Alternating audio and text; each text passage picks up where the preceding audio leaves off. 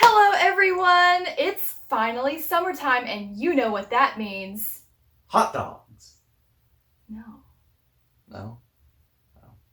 Maybe. But no. A popular choice for summertime activities is tie-dye. Most of you all should have heard of what tie-dye is by now, and if you haven't, you might want to fix that. Today, we aren't just gonna tie-dye. That's old news.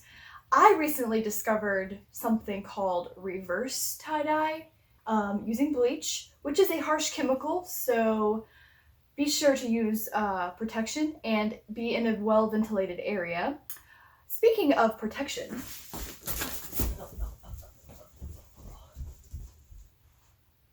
She abandoned me. oh. And she almost slid into me like I was home plate. You saw it. Speaking of protection, I have recently acquired, as should you all have already, these lovely masks. But black is great. Black is a great color. However, I am me and I want more. I'm extra. So we're going to also be tie-dyeing this. The rest of the things that we're going to be tie-dyeing are some shirts that we have purchased from a thrift store. This was like $3. It was great. So that and some other things that I have, including a pair of pants that have some makeup stains on them. So yeah, why not bleach them too? We are only going to be doing 3 of the most common tie-dye folds. The spiral, the accordion fan fold, and the crinkle fold. Let me demonstrate. We are going to start first with dry clothing. Lay it out flat. For this one, we're going to do a spiral. I'm actually going to start my spiral on the side. Wherever you want the center of the spiral to be, you pick that and you start twisting it around and around. There's that. You will also need rubber bands. These have already been used. Waste not, want not. These are all different sizes too, but depending on the size of your fabric, obviously get different size rubber bands and everything. I got this pack from Dollar Tree. So it's like a whole lot of them for $1. So they're cheap? No, they are perfect for what we want. You don't need a whole lot of rubber bands, you just need enough to hold it all together. You all should know this by now if you've ever tie-dyed before in your life. So this part is nothing special, really. But if you have never tie-dyed before, welcome to your first tutorial. I am me. All right, so there's our first little bundle. Little. I have also discovered that when using bleach, different fabrics react to bleach differently. I'm assuming that's because of the way what the fabric is made up of. So just know that going into it, that sometimes bleach might not do anything. I don't know. We pinch and we twist.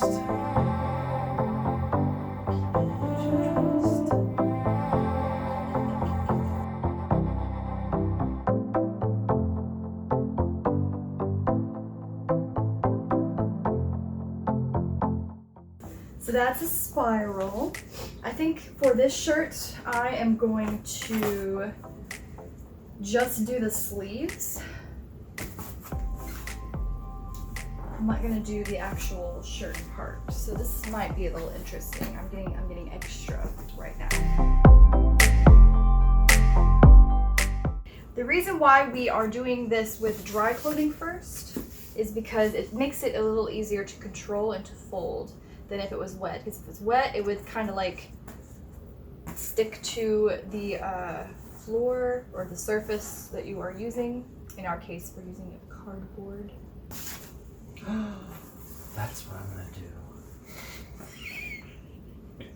Yes. Carry we share with the class. Do the accordion on my V-neck, right? But what I'm gonna do is I'm gonna fold it in half, and then I'm gonna do a diagonal, so that way it's like emphasize the V in the V-neck. You have fun with that. Okay.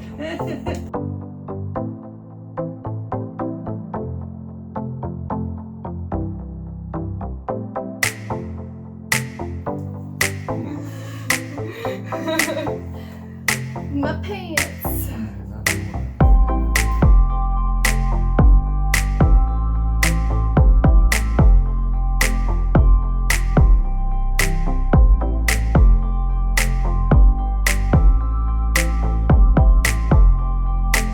Alright, so this one is our spiral one.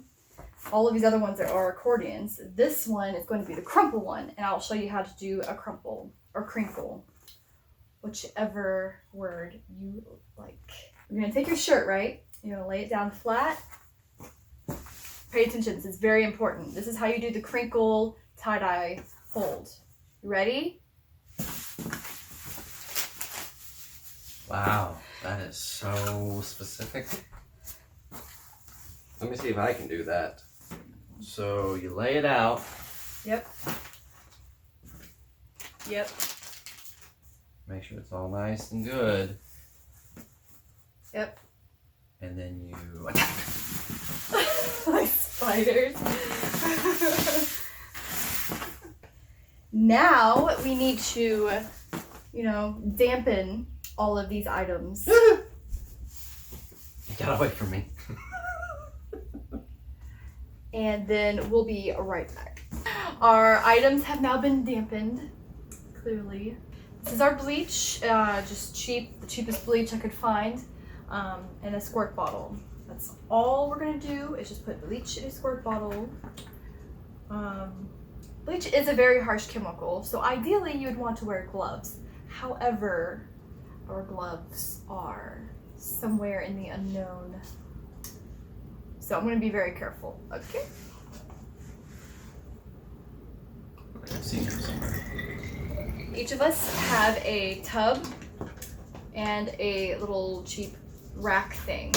The rack is very important, either for using bleach or for dye, because you don't want your item sitting in a pool of dye ruining the pattern effect thing. So having it sit on top of a rack allows it to drip freely. If you want to know that the bleach is working, it'll take it a few seconds and you'll be able to see that it's doing something. If the bleach doesn't work, then it's not gonna work.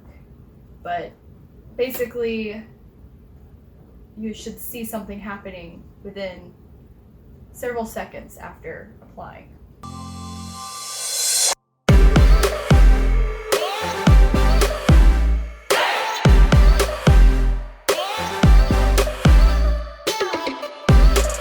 You might also be wondering, why dampen the clothes or items before applying dye or bleach? The reason is because if you just apply it to straight up dry clothes, the dye won't seep into it as well. It does it better if it's wet. So that is why, or damp, not wet, damp. So that is why we dampened them ahead of time.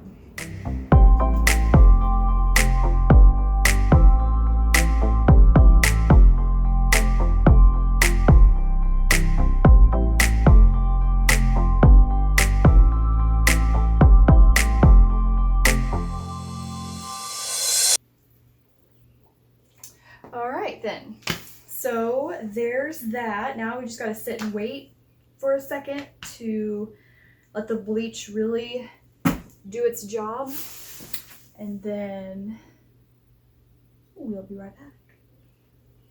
So the pants are Doing something. I don't know. They're doing something exciting. So this didn't do much, unfortunately. I mean, it turned the black a little gray, so there will be a little subtle pattern about it, but it's not what I wanted, so whatever. This shirt, however, is very warm. It's got 4 different colors about it, including the black. So this would probably look fantastic just by itself, but because Roy is already here, I might go ahead and add the G-Biv so I have all of the colors of the rainbow, you feel me? The longest part of this whole process is waiting for the bleach to do what it's going to do. I do want to say that there are 2 different ways you can do this. You can take it apart, and wash it and do the whole process again, but then the second time around do dye. But if you do that, then you run the risk of when you do your folding and your patterns and stuff, you're not going to quite get the same exact fold that you had when you started. So I think we are going to keep this all the same. Right. Before we actually get to the dyeing process, we have to prepare our dye. Now, I am using the instructions that come with RIT, and I will link that in the description below on RIT's website. Basically, you use 1 tablespoon of salt, and we're using this kind of salt, 2 tablespoons of the dye, and then the recipe calls for 2 cups of hot tap water. However, this little bottle is not 2 cups worth, so when we get around to putting the hot water in, we're going to just fill it up as much as we can. So I'm adding the salt and the dye first, that way when I add the hot water in on top of it, it kind of mixes it for you, but we're also going to shake it when we're done.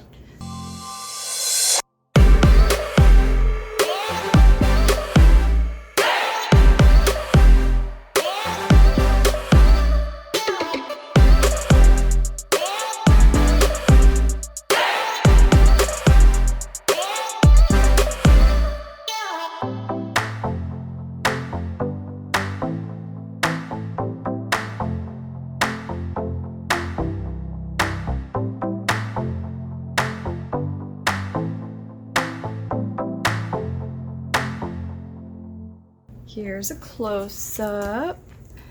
This is what I've got on both sides. Flip it over so you can see the other side there. Yeah.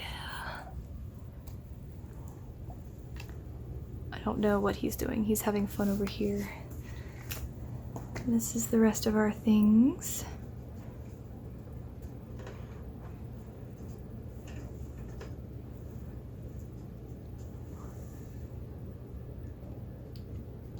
Now that it has been 30 minutes-ish, whatever, might give or take 2 minutes or so because I'm impatient like that.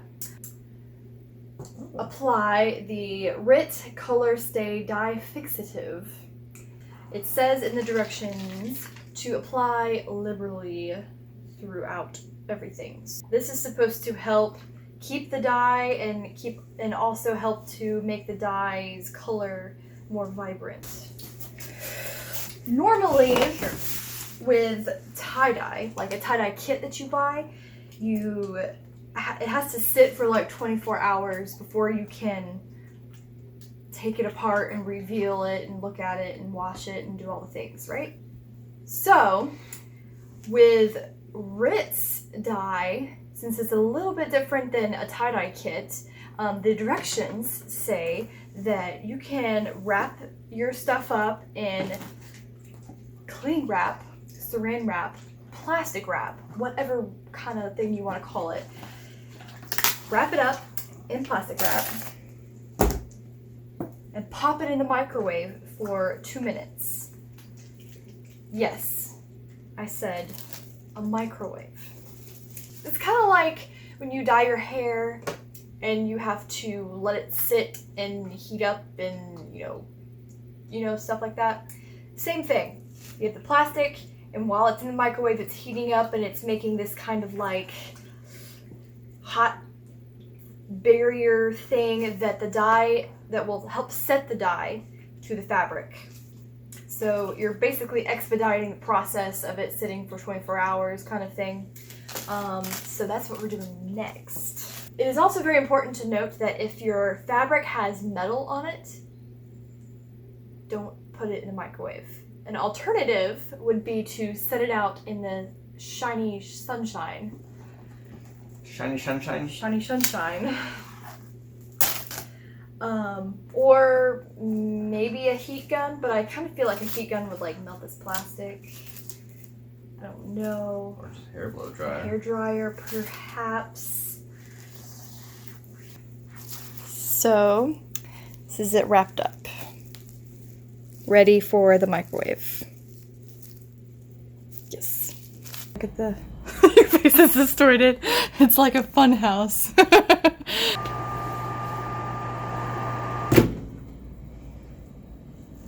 Be careful. It is very hot. It burns us.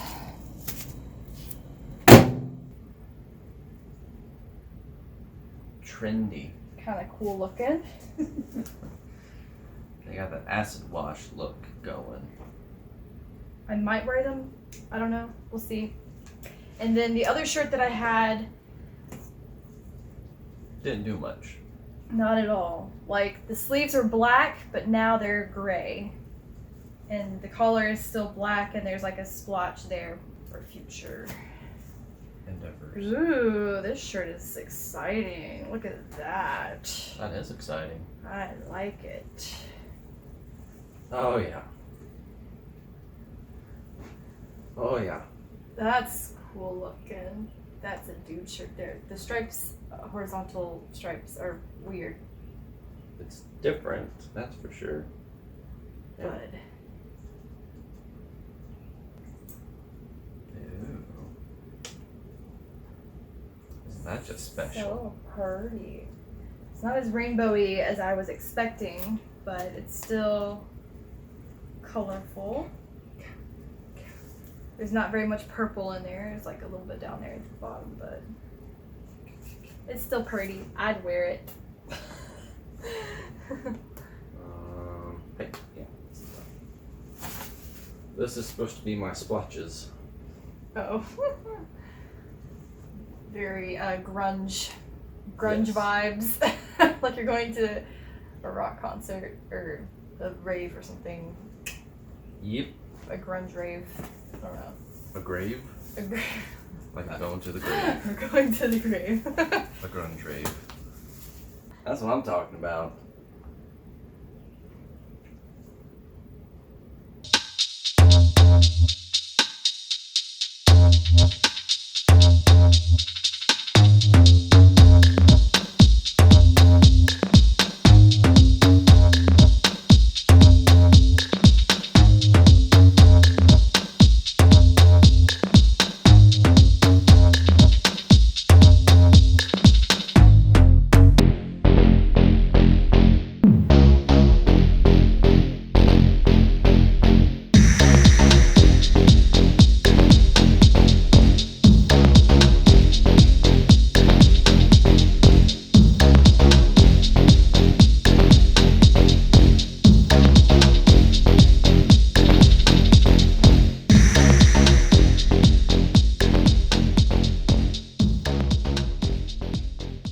So that was our fashion show. I hope you guys enjoyed it.